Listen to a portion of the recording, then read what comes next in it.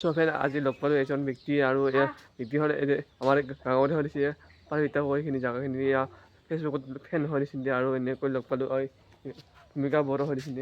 নমস্কাৰ, মোৰ নাম ভূমিকা বড়ো আৰু আপোনালোকে প্ৰায়ভাগে ভিডিঅ'বোৰ চাই থাকে কিজানি।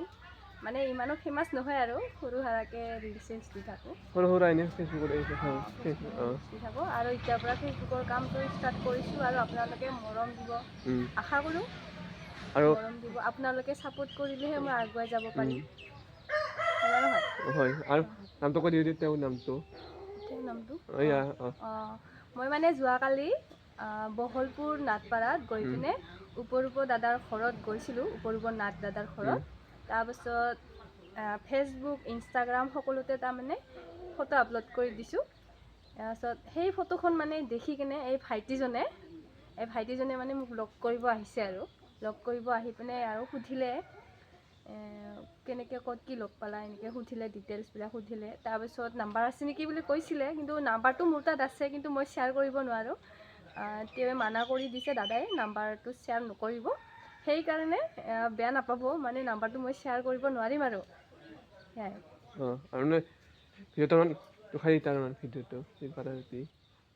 যোৱাকালি মানে ফটো দেখুৱাব লাগিব নে ভিডিঅ'টো তাৰ চেনেলটো ৰ'বা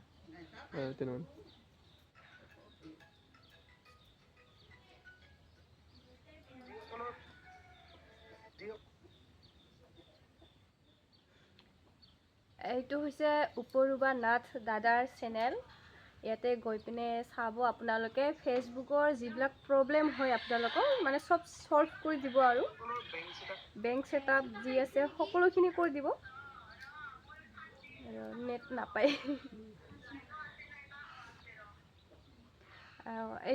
এইখন ফটো মানে দেখি পিনে তেওঁ আমাৰ ঘৰত আহিছে আৰু তো গাইজ ফ'ল' কৰিব আৰু লাইক কৰিব আৰু শ্বেয়াৰ কৰিব জলদি আৰু এইটো ভিডিঅ'টোতে ভিউ হয় আৰু সকলো চাই উঠি এটা ফ'ল' কৰি থ'ব আৰু যোনে নতুনকৈ সেইটো ফেচবুকত ফ'ল' কৰি থ'ব।